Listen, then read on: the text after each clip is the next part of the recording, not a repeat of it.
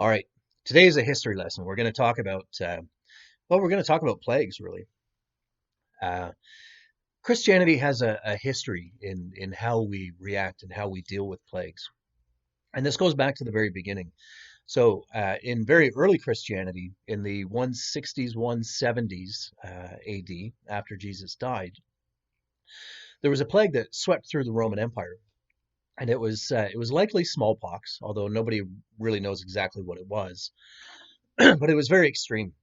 And it actually ended up killing between a quarter and a third of the population. It was very widespread. Marcus Aurelius, he wrote about there being just carts and wagons full of bodies leaving the cities. 100 years later, there was another one. Probably this one was Ebola, and it was named the plague of Cyprian. Now, it's not because Cyprian caused the plague, but Cyprian was a bishop. And he preached about this plague quite a bit, and he advocated some very specific behaviors. And what he had to say was this, that we ought not to grieve for those who have died because they're in heaven. They're with God. They're beyond our help. But we need to really focus our efforts on tending to those who are here. So tending to the sick, feeding them, bathing them, giving them shelter, clothing. Also taking care of the living to keep them from being sick as well. His fellow bishop Dionysius, he also described how during this time, Christians, just absolutely being heedless of the danger, would take charge of the sick, attending to their every need. Now, this is in stark contrast, actually, to how many of the non-Christians were behaving at the time. The same Bishop Dionysius, he also wrote about events in Alexandria, and he wrote about how often victims, at the first sign of infection, they were just pushed out of their house. They were cast out onto the street where the dead and the dying lay in piles. People didn't want to have anything to do with somebody who was already infected.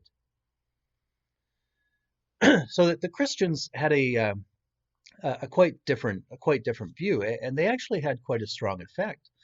Historius Pontianus recounts how Christians would not only look after their own communities of faith, but actually look after all the other folks too in the neighborhood. And Emperor Julian, who was a pagan, he was a non-Christian, and he actually complained a little bit about how the Galileans would care for even non-Christian sick people. Got under his skin apparently a little bit. Rodney Stark, who's a sociologist, he actually claims that the death rates in cities that had a significant Christian community was about half of the death rates in other cities. So the the Christians actually, through their behavior, through their tending to the sick, they had a very profound influence.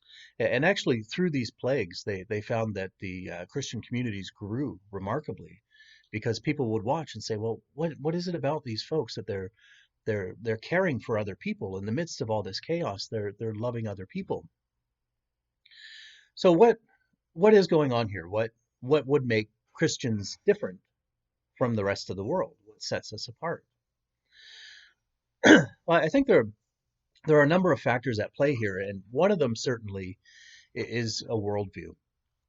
So whereas many of the non-Christian folk, many of the pagans, would consider this plague to be the work of angry and capricious gods, whereas the Christians viewed this not as a divine judgment so much, but more as this is just part of a fallen creation, that these things are going to happen.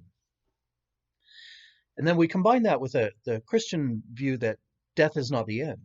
So unlike most of the other beliefs about what happened after death, most of the folks at that time would have believed in some kind of shadowy underworld kind of thing. Whereas with Christians, we're taught not to fear death, that actually what follows death is much more glorious than what we're involved with right now. So we need not be afraid. We need not be afraid of dying. So we can risk our lives somewhat. And in fact, we're told directly, don't fear the one who just kills the body, Instead, really what we're worried about is our eternal soul. So fear the one who can kill the body and then later cast the soul into hell. So what we see is these teachings combined with Jesus' other teachings, where he said, "Do unto others as you would have them do unto you. Love your neighbor as yourself. Greater love has no one than this, that you lay down your life for your friends." So all of these Christian teachings prompt us to look after those who are weaker, who are suffering, to not be so afraid of what's going to happen to us, because we have an eternal security.